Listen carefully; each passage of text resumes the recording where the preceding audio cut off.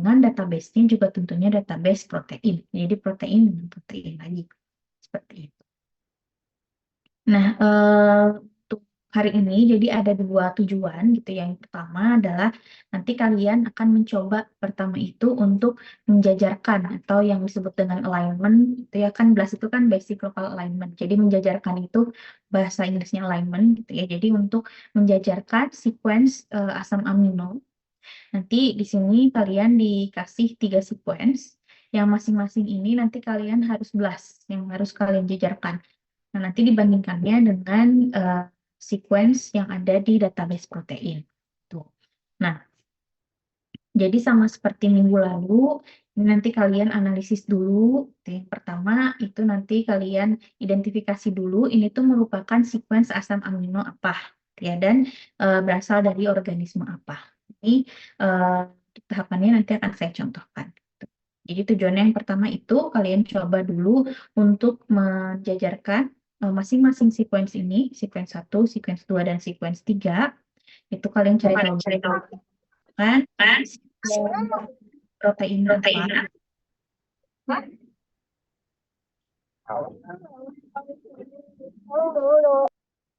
Oke. Ini merupakan sequence protein apa. Kemudian nanti kalian juga eh, cari tahu juga dia itu berasal dari organisme apa ketiga sequence protein ini. Tuh, jadi membandingkan sequence ini dengan sequence yang ada di database supaya kita tahu identitasnya ini dekatnya ini dengan apa ya. Kemudian setelah itu yang kedua tujuannya adalah kalian akan mencoba membandingkan ketiga sequence ini. Jadi kalian bandingkannya sequence 1, sequence 2 dengan sequence 3. Jadi bukan membandingkan sequence dengan sequence yang ada di database, tetapi kalian bandingkan sequence 1, sequence 2 dan juga sequence 3. Atau yang biasanya kita sebut ini sebagai multiple sequence alignment. Jadi kamu mencoba menjajarkan lebih dari 2 sequence. Ya, masih sama, ini juga pasti menggunakan BLASTPACK. Nanti kan saya tunjukkan juga. Nah, nanti setelah kalian menjajarkan ketiga sequence ini, nanti biasanya akan muncul mana sequence yang memiliki urutan yang sama, mana sequence yang punya urutan yang berbeda, itu nanti kalian akan bisa lihat di hasil alignment. Itu juga nanti akan saya tunjukkan ya. Nah, supaya lebih jelas, mungkin akan saya coba contohkan menggunakan sequence protein yang lainnya.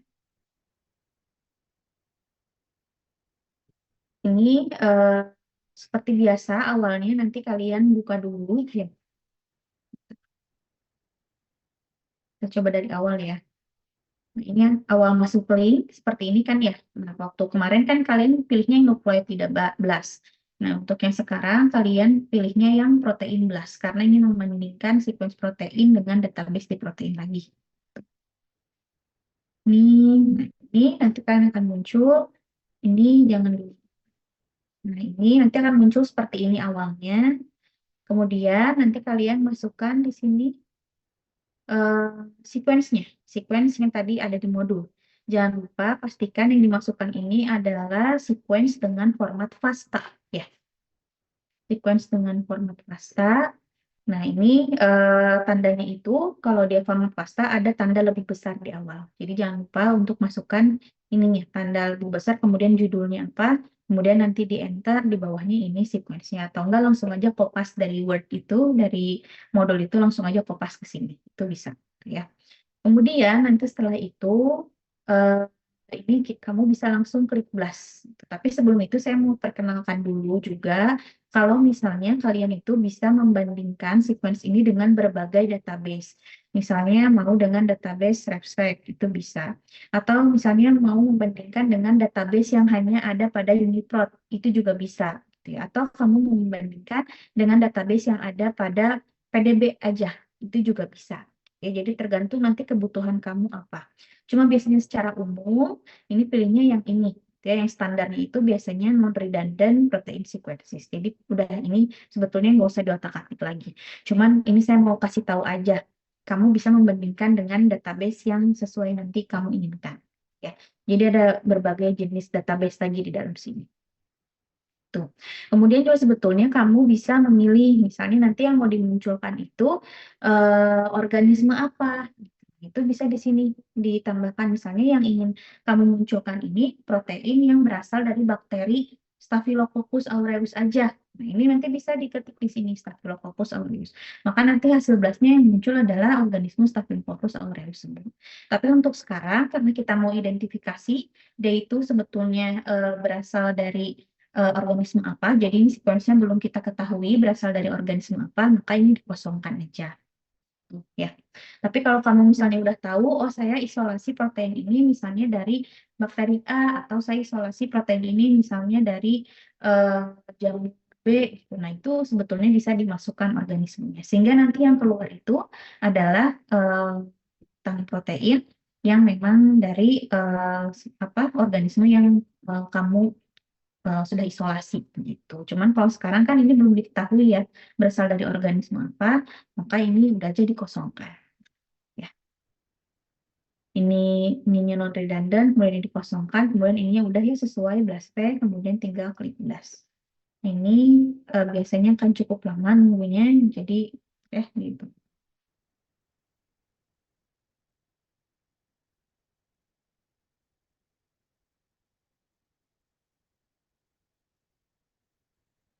Jadi ini sudah keluar hasilnya. Kita coba lihat ya. Ini sama kan ya halamannya seperti kamu waktu kemarin belas nukleotida. Di sini ada panjangnya 110, kemudian hasilnya juga sama. Nanti ini akan muncul kan ya, ada max score, total score, kemudian query coverage-nya berapa persen, sama persen identity-nya berapa. Nah ini biasanya yang paling mirip itu biasanya akan ada di yang paling atas. Tuh, ya. Jadi kalau dilihat ini kan max score-nya paling tinggi ya. Max score-nya paling tinggi. Kemudian setelah itu query coverage-nya juga 100%, dan juga persen identity-nya juga 100%. Kalau kita lihat di bawahnya juga ini identity-nya 100%, tetapi ini nggak jauh beda ya antara Homo sapiens sama gorila-gorila, tapi mungkin dari value-nya mungkin ini akan ada perbedaan sedikit kali ya. Mungkin jadi makanya yang muncul yang pertama adalah yang Homo sapiens ini. Nah, ini bisa langsung eh, klik aja gitu ya. Untuk tahu berarti ini dari protein apa.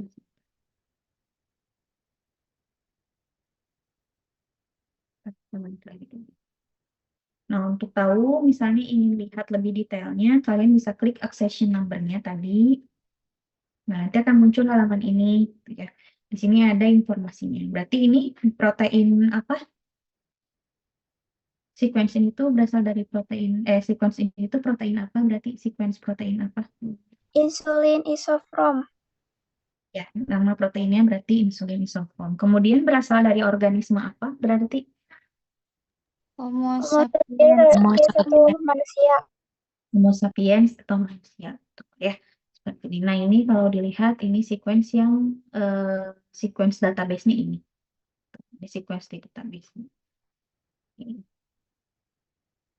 Nah, kemudian sebetulnya dari sini tuh kalian bisa lihat juga di sini kan ada beberapa tab ya. Ini saya jelasin mungkin minggu lalu juga nggak dijelasin ya tab-tab ini.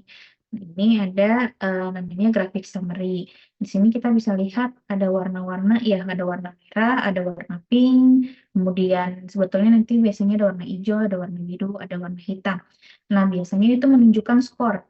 Kalau misalnya yang warna merah berarti skornya lebih dari 200. Artinya kalau misalnya skornya semakin tinggi, kan minggu lalu udah dijelaskan ya, kalau skornya makin tinggi berarti kan semakin identik atau semakin mirip dengan sequence tersebut gitu ya. Kemudian kalau misalnya semakin warnanya nanti hitam, ini semakin rendah gitu. Jadi di sini dilihat ada yang warna merah dan yang warna pink. Nah, berarti kalau makin rendah itu biasanya kemiripannya semakin jauh atau keidentikannya semakin jauh. Tapi kalau misalnya ini warna merah, artinya makin mirip, gitu, makin tinggi skornya. Itu biasanya udah lebih dari 200. Kemudian juga kalian bisa lihat alignment-nya di sini, gitu ya. Hasil penjajarannya. Misal ini dengan yang tadi Homo sapiens. Ya, ini sequence yang kita masukkan, ini sequence yang Homo sapiens tadi yang di database. Kita bisa bandingkan ya sequence antara yang ini dan yang ini. Gitu. Kita lihat urutannya. Misalnya di sini M, di sini juga M. Di sini A, di sini A, di sini L, di sini L. Gitu ya. Kalau dilihat kan ini identitasnya 100%. Artinya berarti dari awal sini sampai akhir sini antara sequence yang kita masukkan dengan sequence yang ada di database yang insulin isoform ini, berarti 100% mirip sequence-nya. Ya. Nah, kemudian ini juga yang dengan gorila-gorila juga sama gitu ya, kita bisa melihat hasilnya. Apa? Oke,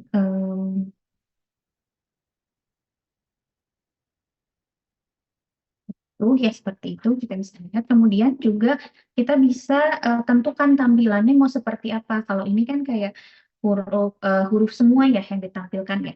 Ini M, ini juga M gitu ya. Kemudian ini yang samanya gitu ya. Ini M juga gitu ya. M A L M A L. Ini jadi artinya sama semua gitu kan ya. Nah, kalian juga bisa melihatnya dengan tampilan pakai titik dots ya. Nah, ini gitu ya. Ini sequence yang kitanya, ini sequence yang di database-nya. Nah, ini tuh nanti ada artinya titik ini tuh apa. Nah, ini saya kasih di soal juga gitu ya. Titik ini tuh menandakan apa? Ya, menandakan apa artinya kalau titik ini. Nah, kalau kita lihat juga di yang lainnya, ini ada yang ada warna merah, ada huruf. Ya, nah, kalau huruf ini tuh artinya apa? Ya, ini hurufnya beda-beda ya. Jadi kalau misalnya ininya nggak titik, tapi ada huruf di sini yang muncul, nah itu artinya apa? Ya. Coba kita lihat lagi simbol-simbol yang lainnya. Tuh saya juga masukin di pertanyaan, jadi nanti kalian cari apa artinya.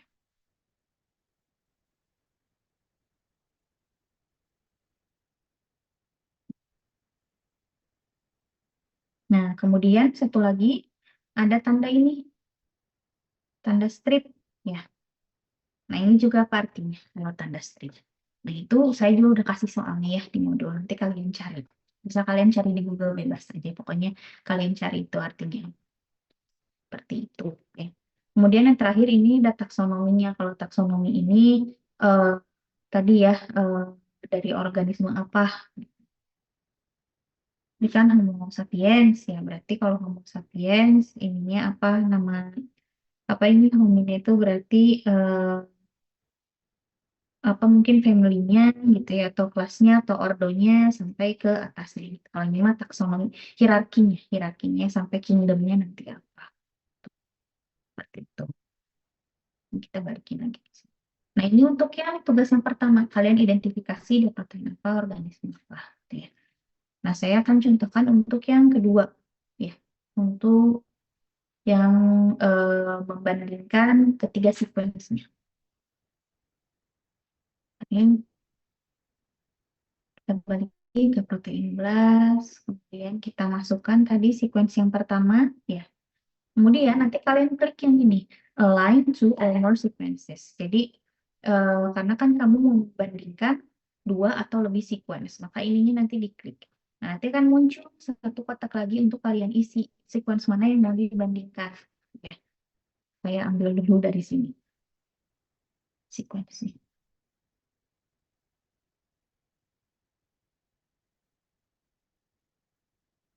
Ini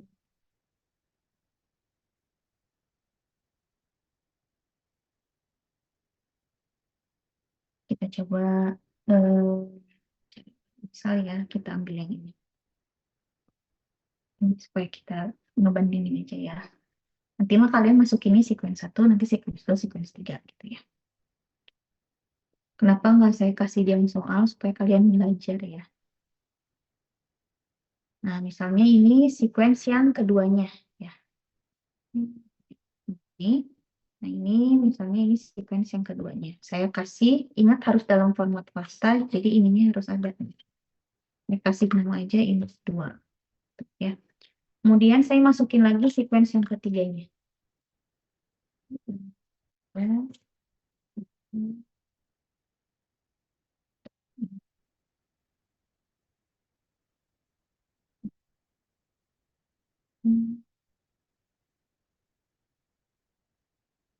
Kita masukin sequence-nya.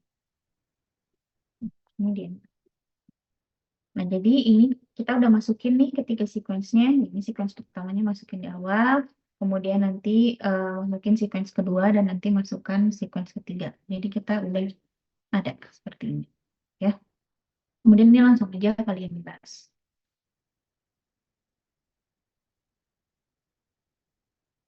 Nah, nanti akan muncul hasilnya.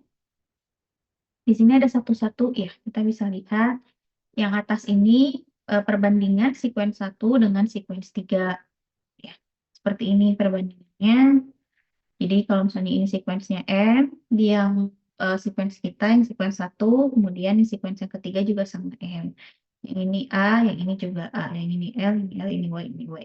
Ya, ini ada tanda positif untuk apa? Nanti kalian cari tahu. Nah, ini dengan perbandingannya dengan sequence yang kedua. Nah, kalau pusing lihat huruf, ini juga bisa tadi menggunakan dots misalnya. Nah, ini kan ya, ini apa artinya kalau seperti ini. Kemudian ada huruf, itu apa artinya. Kemudian ada strip, itu nanti apa artinya. Jadi ini perbandingannya. Kalau tadi kalian lihat yang huruf, itu harusnya kalian tahu titik-titik ini itu artinya. Ya, seperti itu. Kemudian juga kita bisa bandingkan ketiganya secara langsung. Ini kan tadi satu dengan yang tiga, kemudian satu dengan yang dua. Nah, kalau misalnya kamu mau bandingkan ketiga-tiganya, ini masih di yang tadi alignment, tapi kliknya yang ini, query anchored with letters for identities. Nah, ini jadi ketiga nih dibandingkan tiga-tiganya. Ini yang sequence 1 depannya MALW, sequence 2 sama juga MALW, sequence 3 juga sama MALW. Tapi sequence keempatnya ini beda ya. Yang ini M, yang ini I, yang ini T. Nah, ini juga kalau misalnya lihat huruf pusing, itu juga kita bisa pakai yang dots. Nah, kelihatan kan ini 4 titik-titik. Dan ini T. Ini kan ada yang titik-titik, ini artinya apa. Kemudian ini ada yang pakai huruf, di hurufnya beda-beda, ini artinya maksudnya apa. Kemudian ini ada yang pakai strip di sini kan. Nah, ini strip ini artinya apa. Itu harus kalian cari tahu. Ya. Kemudian di soal itu ada saya bilang apa kalian tuliskan 5 sequence ya yang yang mirip sequence-nya sama antara ketiga protein tersebut sama tuliskan yang berbeda. Contohnya misalnya ini MALW sama kan ya ketiganya sama ya MALW. Berarti urutan 1 sampai 4 itu sequence-nya sama gitu. Tapi urutan yang kelima misalnya sama urutan yang ke-6 itu misalnya MIT ini beda kan ya urutan yang kelima. Kemudian ini juga beda. Ini beda. Tenang tuh nanti kalian tuliskan mana yang sequence-nya sangat berbeda, mana sequence-nya yang sama dari ketiganya. Ini misalnya yang ini QHL, CGS. Nah, ini sama semua ya. Yang di yang dua juga sama, ini juga sama. Ini yang samanya berarti urutan berapa sampai urutan ke berapa. Nanti kalian tulis. Itu yang di pertanyaan saya. Nah, itu aja mungkin untuk pertemuan praktikum hari ini.